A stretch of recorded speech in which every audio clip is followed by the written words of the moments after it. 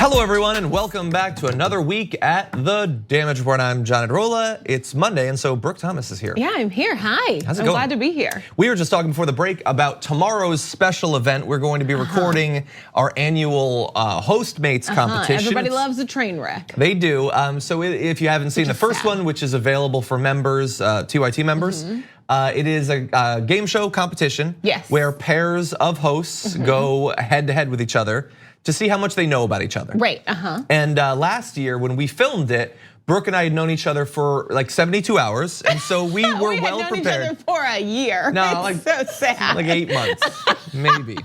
We didn't really talk for most of that, but now, basically best buds. Basically, we have a thing. You know, I think that without me in your life, you would be happier. Yeah. Less stressed, but less fulfilled. Less distracted, but I wouldn't have any idea what was going on Twitter outside of a very narrowly defined political set of people. Exactly, keep you fun. Exactly. So we're gonna try to do well. Our goal is to do twice as well as last year. So yes, we are aiming for 2 correctly answered questions. We set the bar high. We're terrible, but I swear we like each other, but we just. Well, you like me. There's that. Don't get me wrong. I like that you like me. I think it's one of your best qualities. To these people, okay? Okay, no, we're gonna have a lot of fun. But anyway, I don't know exactly when it's gonna be available, but you know what? Just to be safe, become a member today by going to tyt.com/John. Yes. You'll not only get Hostmates and last minute's Hostmates. You can watch that while you're getting ready for this year's, but also you can watch the shows live, all the content, all of everything. And wait. The 2 producers behind the scenes, Sophie and Angel, they're great. We talk about them all the time, but Angel is fairly new to the team, and there is a behind the scenes, how she does her job. It's hilarious. Laugh. I sent you a the behind the scenes. Yes, it's really funny. So if you become a member, you'll get to watch that too, and it's really funny. It's she talks about us a bit. A little bit, yeah. Yeah. Okay, so you know what? We got a lot planned, lots of guests, lots of stories, all that. But let's just jump right into it. With I think one of the biggest news stories of the morning.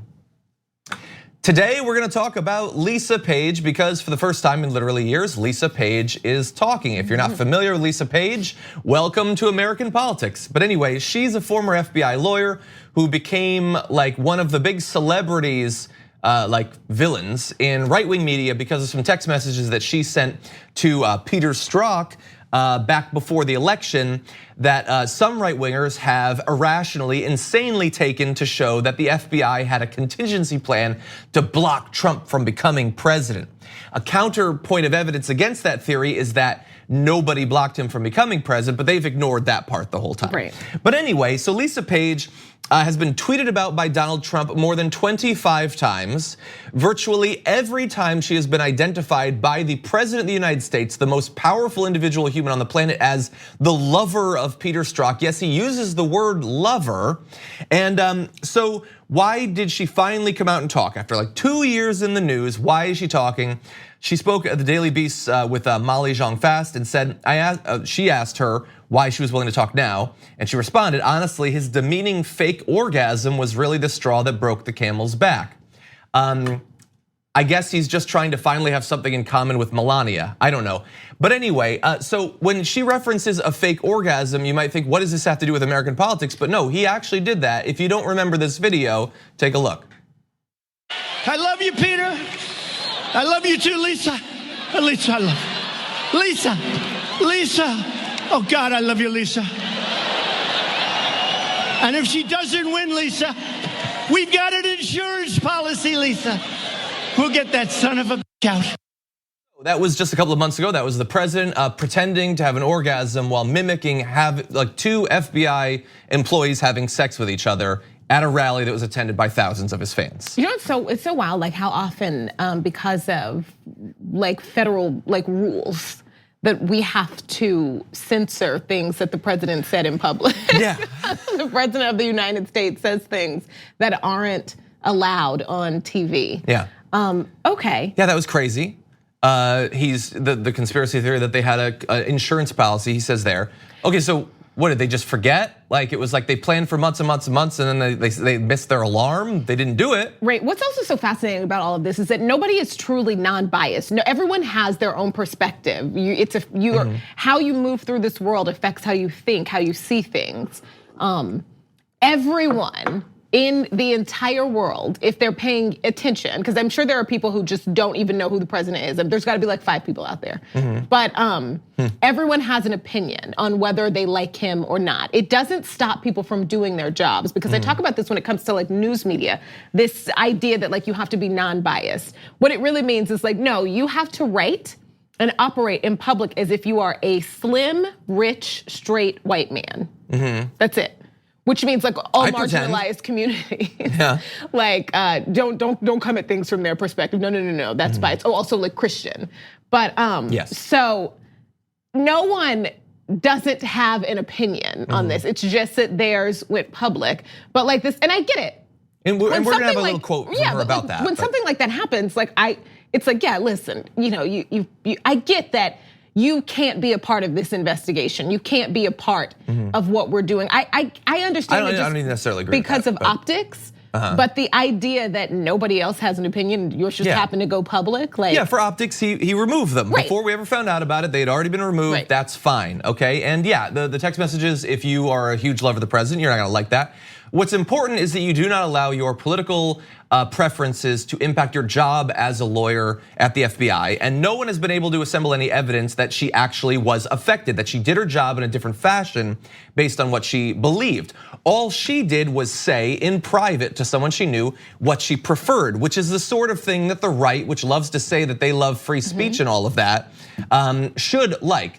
But of course they don't. And by the way, you sort of got into this, but if you can find for me a 40 to 50-year-old employee of the FBI who has gone through their entire life, gone through college, gone through training, lived in DC for literally decades, operating all of this, and they don't have any opinions about politics, you've got a sociopath on your hands. You've got a mad, no, take them out of the FBI. They can't be involved in anything because that is bizarre. How would you operate in that world and have no thoughts whatsoever about politicians or anything? Two things that you just said, like, you should be able to do your job without, like, that it doesn't have to, your work isn't based on your opinion. But the thing is, you don't have to not have an opinion in order to do your job fairly.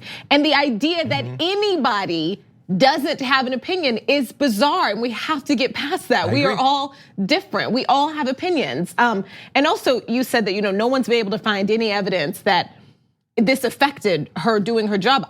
It looks like on the 9th, we're gonna find out specifically that they did not. Exactly, yeah. So leaked press accounts indicate the report will exonerate Page of the allegation that she acted unprofessionally or showed bias against Trump.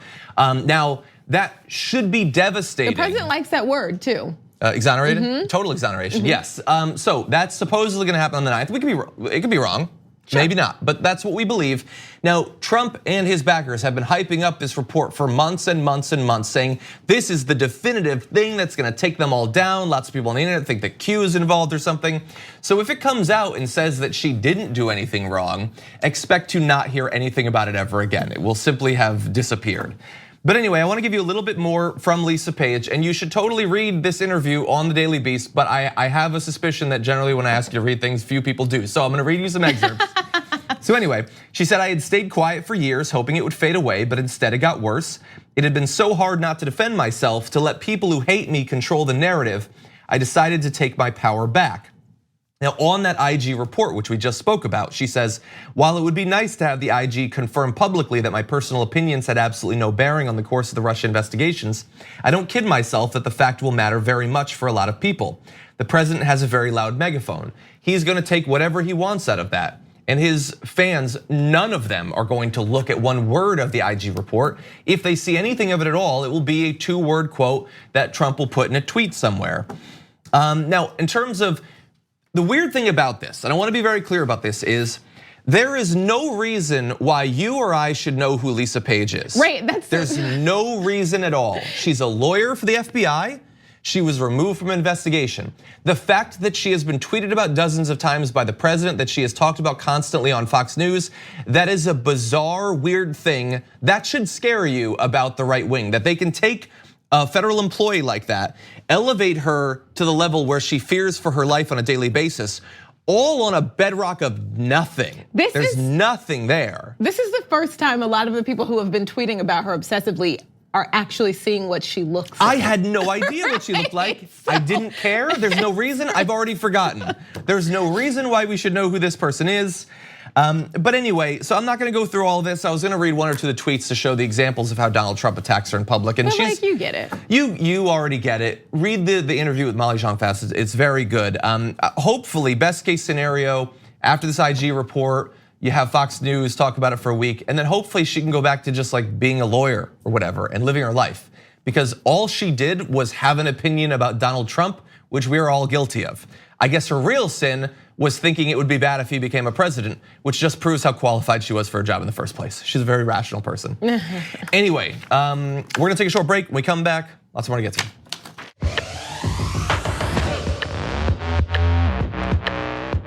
We need to talk about a relatively new show called the Republic, or UNFTR. As a Young Turks fan, you already know that the government, the media, and corporations are constantly peddling lies that serve the interests of the rich and powerful.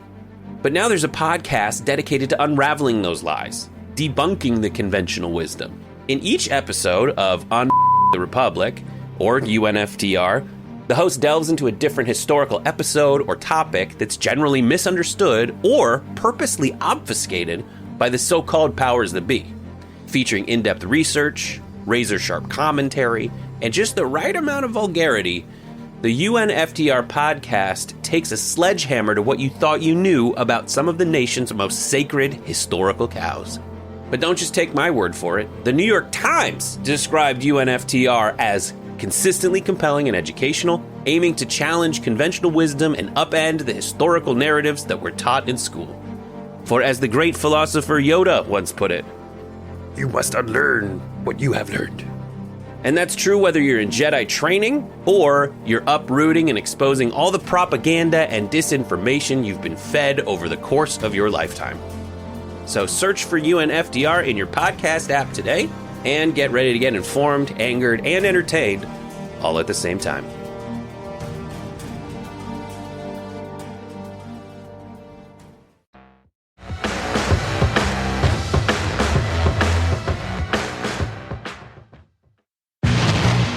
People often ask me, what did this verdict cost? It cost everything. The legal system tried to kill me. So there you're seeing footage from One Child Left Behind, which delves into the legacy of the 2009 scandal, where over 1,000 teachers were investigated for test cheating, with 35 being indicted, 12 going to trial, and 11 being found guilty. This is a massive issue that I'm very excited to learn more about. And we're joined now on the Damage Report by Dr. Dana Evans, former principal and one of those convicted in the scandal. Dr. Evans, welcome to the show. Thank you for having me. I'm grateful.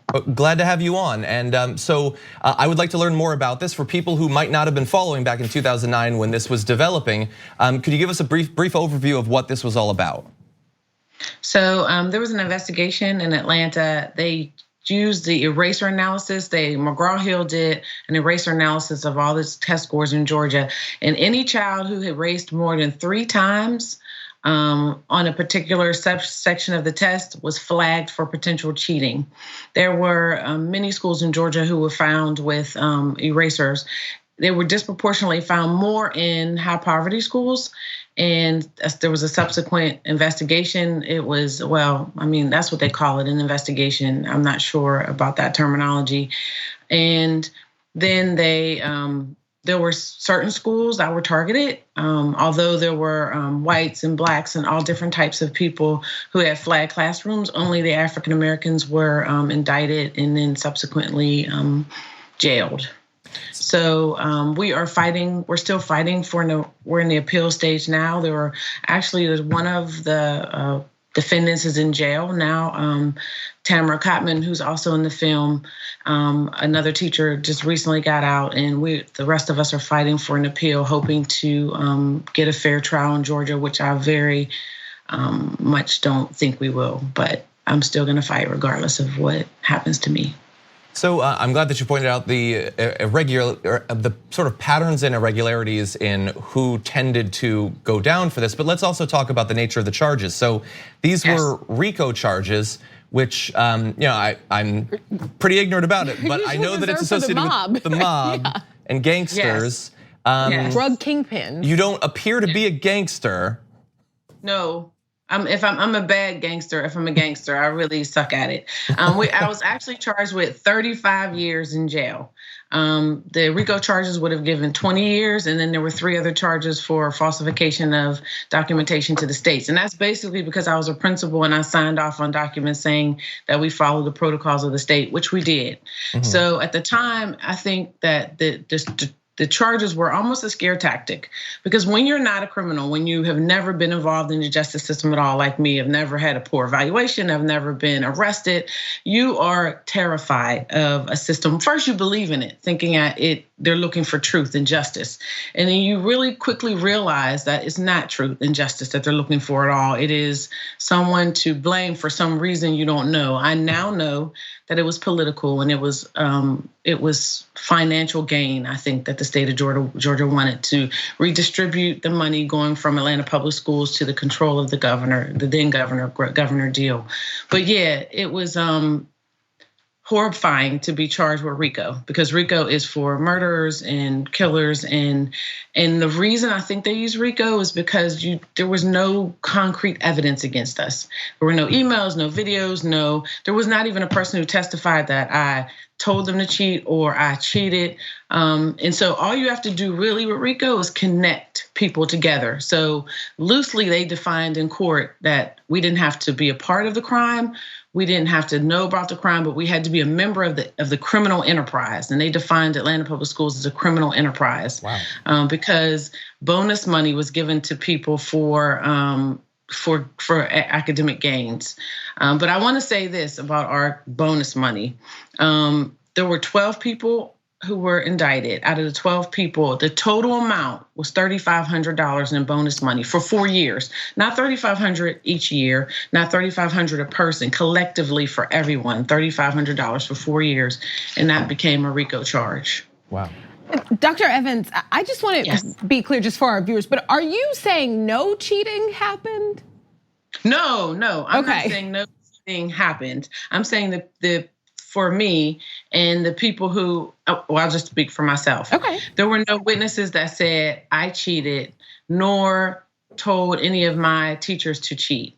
That I was charged with basically knew or should have known cheating happened at my school because I was a principal. No, there were people who testified in court that they cheated on the test. And there were, so there were 3,500 people in the Atlanta Public School District. There were 178 that during the investigation that they found had something to do with cheating, which I think the numbers are off, obviously, because I'm included in that number.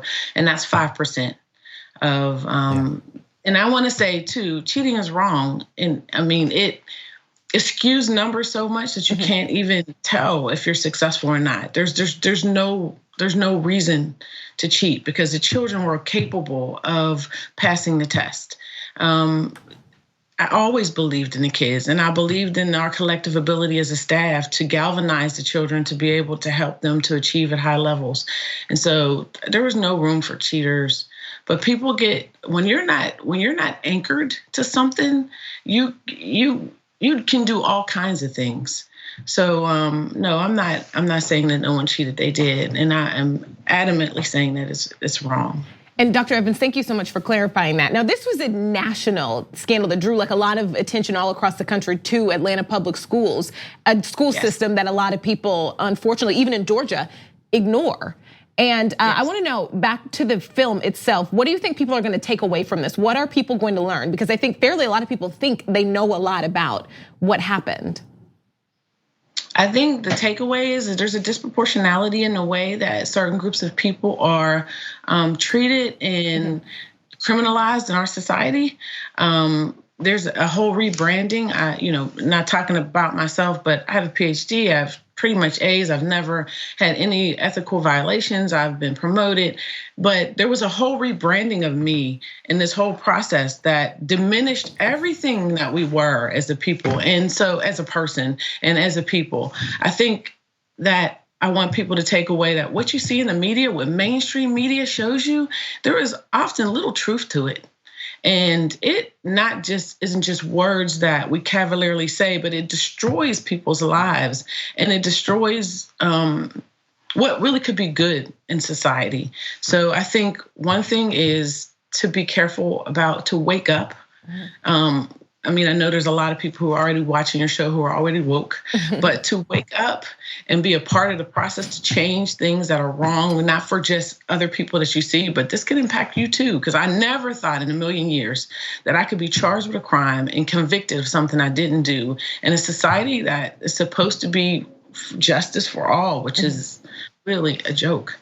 The third thing is that we are still fighting for justice, and in any way that people can help, we would appreciate it. We're going to the appellate court probably in a year or so, and I'll, maybe hopefully come back when it's time for us to go to court, and people can come maybe even to the courthouse, or I'm not sure how people can help, but in some way where you are, I firmly believe do something where you are. And if it doesn't even impact me in this case, but it impacts something that has to do with the justice system, or something that has to do with schools, or something that has to do with creating a better world for everybody, not just select groups, do it now.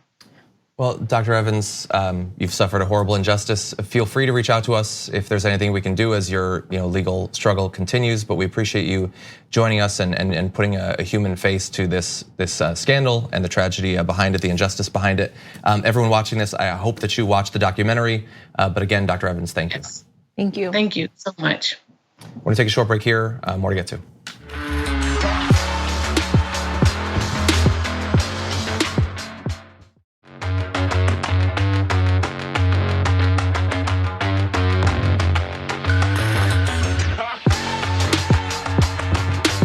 There's this argument that keeps cropping up recently by Pete Buttigieg that free college for all is a horrible idea because do you really want to be paying so Barron Trump can go to the University of Central Tennessee?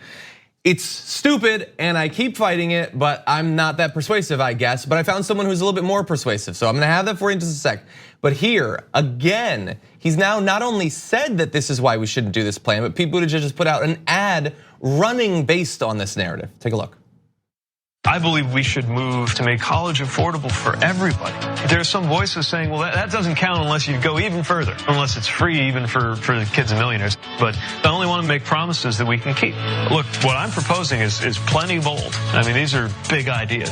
We can gather the majority to drive those big ideas through without turning off half the country before we even get into office. And that, I think, is the best governing strategy, as well as what it's going to take in order to win. And Lord knows we got to win. I'm Pete Buttigieg, and I approve this message. Can I just say that I feel like he is gaslighting me every time he speaks? It's like the candidate who is swimming in his privilege. Okay, the reason we are talking about him is based on like this lifting up to the throne that he's been given by society and how we have been consuming as a people this presidential election so far. The candidate that is benefiting more than anybody from his privilege is like, no privilege, and it's bizarre. And also, like, someone pointed out on Twitter, like, put this in like just like better terms for you. So what if somebody was like, kindergarten, first grade, second grade, we got to put an income limit on that. You don't want rich kids getting free third grade. Like, and how that sounds ridiculous because we're just used to the idea that, you know what? Everybody should have like basic education. That's it. We shouldn't, because also like people fall through the cracks. It's like this really cute idea that rich people, the cutoff point will be super easy. Unless you say, if your parents pull in 10 million a year, single, then you're cut off. Like, you know what I mean? And there are gonna be people who fall through the cracks. That is why poor people's kids get their lunches thrown away. It's because people fall through the cracks. There are free lunch programs everywhere. people fall through the cracks. People will fall through the cracks if you do what he's saying to do. Yeah. And it's absurd just based on, just like if we either agree that college should be basic for everyone in this country because of just what type of country we want to be, or we don't. And we start nitpicking things. Yeah, I think it's absurd to believe it. It's insane to campaign based on it. And it's offensive to use it as a way to attack the people that want a simpler, more durable system that everybody gets access to college. To say that, no, you're being divisive. You're gonna lose the election because you think everyone should be able to go to college. That is truly bizarre. It's like people who argue against McDonald's workers making a living wage because then they'll make the same amount as people whose jobs they respect more. Yeah. Like it's pitting gross. us against each other. It is, and it's like speaking to a certain group of people who operate like that. And I will tell you, there are so many other things that I would like him to be worried about, like the city that he is currently a mayor of, okay? Yeah. There are a lot of people there, like the ones who were yelling at him that like, you were not getting my vote. I would like him to focus on some things that affect those people other than this. Yeah. Like having to share basic college education with rich people. Who aren't going to use it anyway. Because they're gonna go to a far more expensive school with their family connections. Go, right? Yeah, like it was like, you know what really annoyed me when I was going to the University of Connecticut? I was like bumping into the kids of all these millionaires and billionaires. Like, get out of my way, I'm trying to get to PE. I deserve to be here, I'm poor. Yeah, and, like, what? And overall, the fact there are some public goods. It's like, I get sick to my stomach when I think about Tom Steyer's kids going to a national park and not having to pay admission. Yeah. No, that's not the world I wanna live in. But again, hold on really fast, just because as I alluded to in the beginning, I'm apparently not gonna be able to convince people, but AOC is a very good political communicator. So she recently went on a tear about this, tweeting, this is a GOP talking point used to dismantle public systems, and it's sad to see a Dem candidate adopt it. Let's talk about why Republicans are wrong on this, but also Buttigieg, because she was responding to that ad, by the way. Just like rich kids can attend public school, they should be able to attend tuition-free public college. Here's why. Universal public systems are designed to benefit everybody. Everyone contributes and everyone enjoys. We don't ban the rich from public schools, firefighters, or libraries because they're public goods. Universal systems that benefit everyone are stronger because everyone's invested. When you start carving people out and adding asterisks to who can benefit from goods that should be available to all, cracks in the system develop, which you were talking about. Many children of the elite want to go to private IVS schools anyway, which aren't covered by tuition-free public college. But finally, lastly, and I can't believe we have to remind people of this, but it's good to have classrooms from pre-K through college to be socioeconomically integrated. Having students from different incomes and backgrounds in the same classroom is good for society and economic mobility. And she is 100% right. And also winning rhetorically on this. I don't think a lot of reasonable people are taking a look at that Buttigieg ad and saying, you know what? He's actually the one who's standing against the rich people because he's taken this one stand and no others against their interests. He can try to win Iowa based on that. I think that is a losing argument. The idea that it makes him more electable, I think, is ridiculous. And AOC did a good job of summing up some of what we keep talking about on this show. Right, and I hate when like they keep repurposing programs that we already have that aren't working. There is already an income-based college help system in place. Like, what is he talking grants about? And stuff, yeah. What is he talking about? No, and yeah. Set this up so that the rich don't benefit, and watch as Republicans for the rest of your lives try to pick it apart to lower the amount that's funded. All of that. There's a reason that Social Security goes to everybody, even the rich, so that they won't destroy it because they are putting into it and they're also taking out of it. It's a weird political reality, but it is our political reality. And this is just stupid. Like, I would like him to just repurpose this whole campaign and put Kim Kardashian in because she is doing work that I care about right now, okay? Yes. She's getting people who don't deserve to be in prison any longer out of prison. He is talking about whether rich people can go to community college for free. This is the dumbest thing. I just don't care. Yeah. And none of us should. So she's trying to get people out of college and he's worrying that one of her kids might go to like the University of Milwaukee West. Right, and it's like, well, they would pay more. Worry about that. Doesn't that make more sense? Yeah. Like, have them pay more into the system. So Well, I doubt you'd get him to agree to that. But anyway, we'll see. Maybe I'll be wrong. Maybe I'll be wrong, but probably not. Okay, we're gonna take a short break. We come back. Canada's gonna join us on the other side.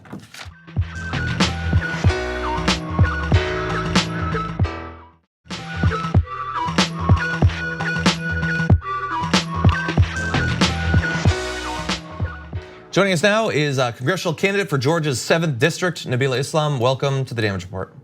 Thank you so much for having me. Glad to have you here.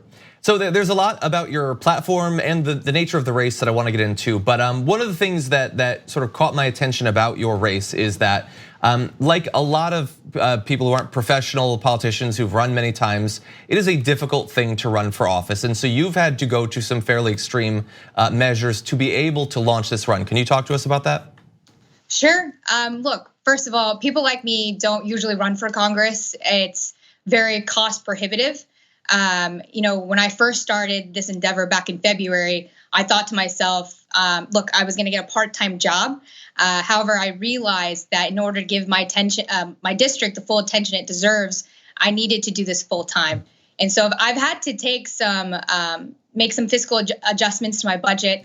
I've actually put my loans in forbearance, my student loans. And then I've also decided to cancel my health insurance to save money. My health insurance in the first place wasn't really doing much. It's pretty much junk health insurance. And if I were to go canvassing and get hit by a car or hit by a branch, it wouldn't have covered my ambulance or hospitalization. Oh, wow. So I've had to make a lot of fiscal adjustments to run in the first place. Wow. And so in one way, actually, you canceling your health insurance has actually made you similar to many of the people in the district. About a quarter don't have health insurance right now, even with the ACA and all of that. So talk to me about what you would do were you to get into Congress on healthcare and health insurance. So 135,000 people in my district don't have health insurance. It's about a quarter of this district. And when I'm in Congress, I'm going to advocate for Medicare for all, a single payer healthcare system where no one gets left behind. It's a broken system when you have about 30 to 40,000 people a year who die because they can't afford health insurance. That shouldn't prevent people from seeking the care that they need. So I'm advocating for an overall making sure that everyone is able to go see a doctor and that cost doesn't prevent them from doing so. So you mentioned on your campaign website that Gwinnett County, is that how you pronounce it? Gwinnett County. Yes. Their rates of deportation, it's the highest in Georgia, rising 250% just in a 1-year period. I think many people, when they think about even the current deportation crisis, they're probably not thinking too much about Georgia, but this is clearly a big issue in your area. What are your thoughts about that? So Gwinnett County, so my district is a majority minority district, and it includes Southeast Forsyth and Gwinnett County. And Gwinnett itself is the most diverse county in the Southeast. It's the 4th most diverse county in America, and 2% of counties in our country instate a program called 287G, which basically deputizes sheriffs to give them the ability to issue detainers so that ICE can come in and deport them. Most recently, there was a woman named Tanya that was driving through my district, not even from here. She's been living in this country for over 2 decades without incident. And a sheriff picked her up and put her in a detention center because she was undocumented. She's in remission from cancer, wouldn't let her see a doctor. But they recently released her, but it's unclear whether or not she will be deported. So it's been a huge issue in Gwinnett. It's been separating families. It's been really destructive to our community. And when I'm in office, I'm going to work really hard to make sure that we ban 287G at the federal level. And one other, it's not unique to Georgia, but one other topic that I have to ask you about that was a big deal in 2018 was actually being able to exercise your democratic rights and vote and know that your vote is counted, know that you're not gonna wait in a 5-hour line, know that you're not gonna have to present all forms of crazy ID. Georgia's been a real hotbed for voter suppression for a very long time, up until and including today. So what are your thoughts about that? Do you have concerns about your path to being elected in a place where it's very difficult to vote, and what might you be able to do to improve the situation? Sure. So look, Republicans have been practicing voter suppression here in the state of Georgia for a while. Stacey Abrams, her election was stolen from her. Our Secretary of State currently is going to purge 330,000 people off the voter rolls under the guise of voter maintenance. And that includes 25,000 people in my own district. Look, Republicans only won this seat last year by less than 500 votes. And so we can't afford to lose a single Democratic voter. We've actually launched our own informational campaign to reach out to everyone that's on the purge list in our community to make sure that first they know that they're on the purge list, and that they also, make sure that they do fill out all the applications to make sure that they are still eligible to vote. But we need to make automatic registration a federal law. We need to make sure that Election Day is a holiday. We need to make sure that we're reinstating the rights of felons who serve their time and immediately reinstate their voting rights. I couldn't agree with you more. Yeah. But let's talk more about this race. So you mentioned there that last time it was like a 500 vote difference there. So clearly this is a very tight race. NBC has said it's one of the most hotly contested races on the 2020 electoral map. There's you and 5 other Democrats on the Democratic side, 9 Republicans on the Republican side. So NBC seems to have it right. This is going to be a really hotly contested race. Before you can get to one of those 9 Republicans, though, there are the other Democrats. So what do you think are the main points of differentiation between you and the other Democrats vying for this seat? Sure. Look, I'm actually the only candidate that grew up here. You know, I have a shared lived experience with my own community. And I'm also the only one that's running on a progressive platform. I'm the only one that's advocating for Medicare for all, the only one that's advocating for a $15 minimum wage. Look, I'm also the only one that's advocating to legalize marijuana at the federal level. And the only one that's really talking about issues that's affecting our community right now. I feel like a lot of my competitors are running by the same playbook that we've run in the state of Georgia over and over again, is that they're running on these Republican-like campaigns.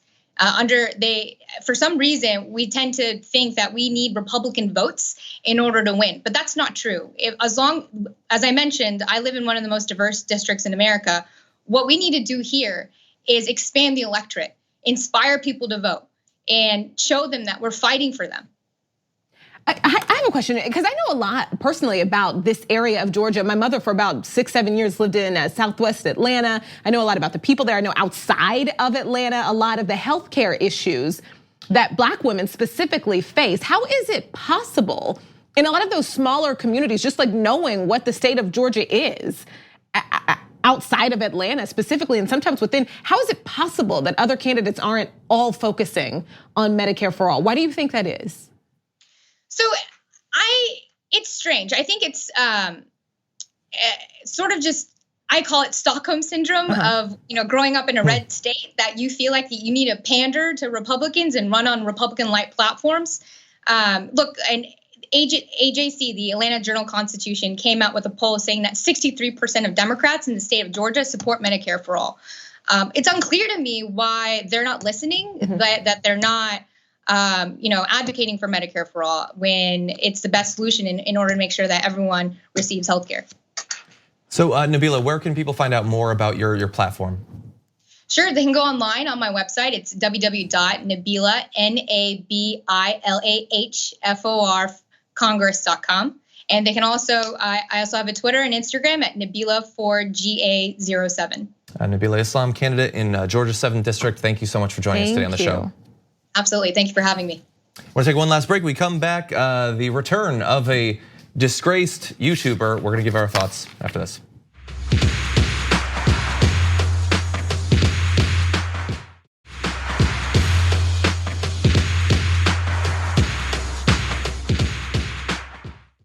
It's so hard because I'm not trying to make this about me or how I've been, because it's not the point of this.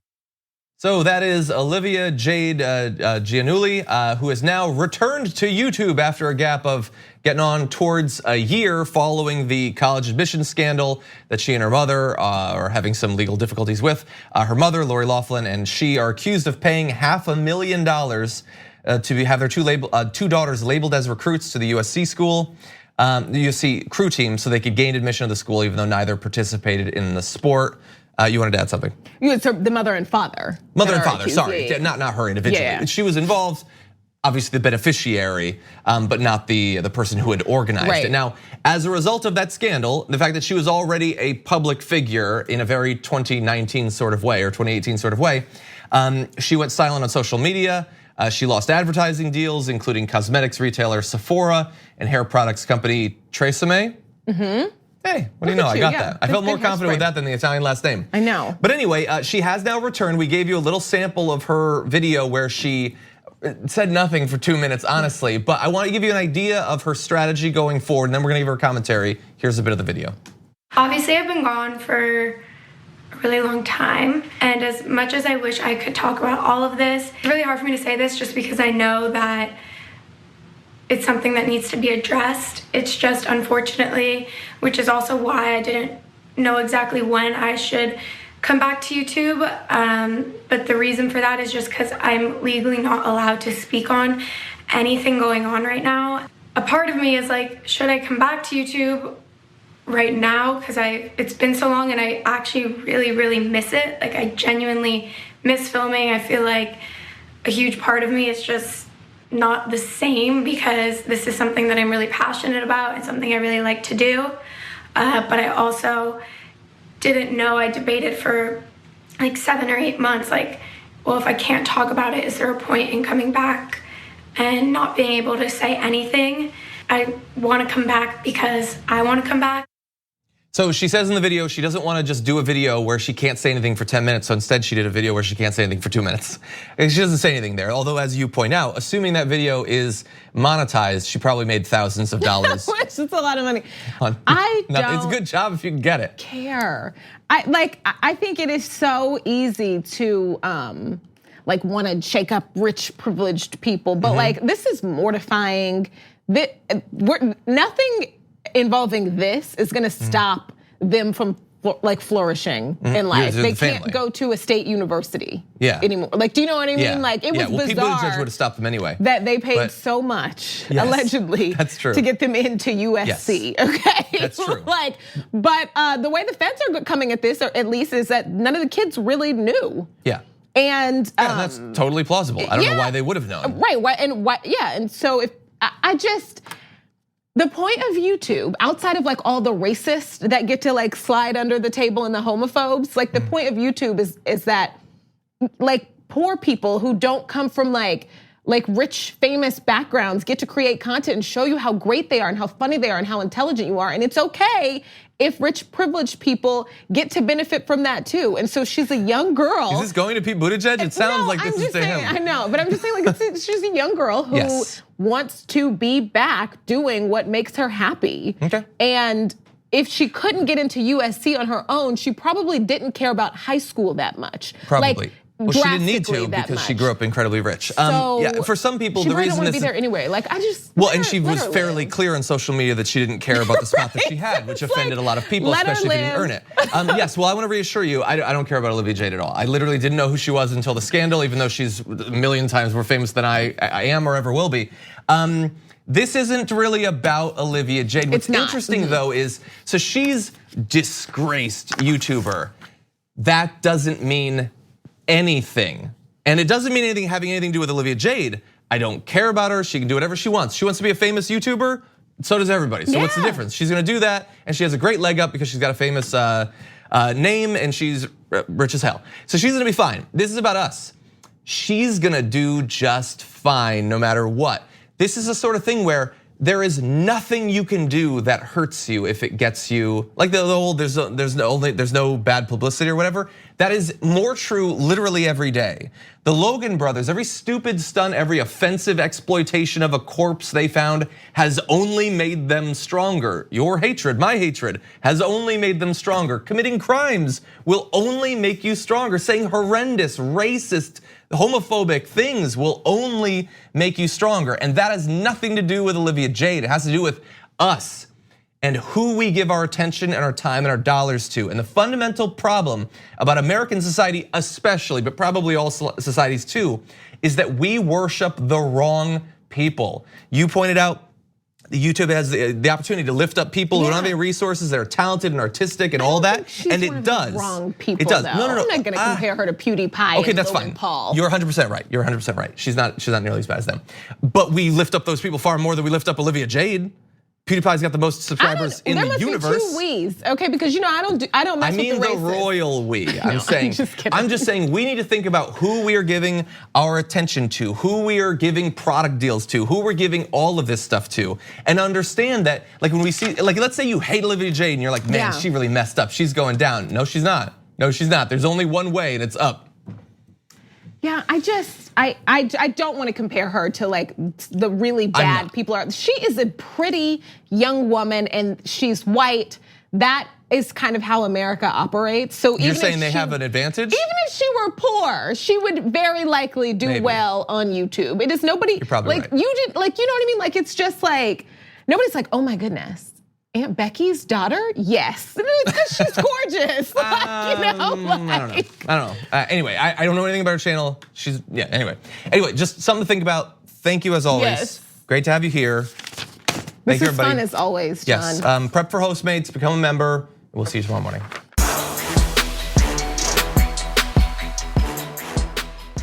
Thanks for listening to the full episode of The Damage Report. Support our work, listen ad-free, access members-only bonus content, and more by subscribing to Apple Podcasts at apple.co/TYT. I'm your host, John Adarola. I'll see you soon.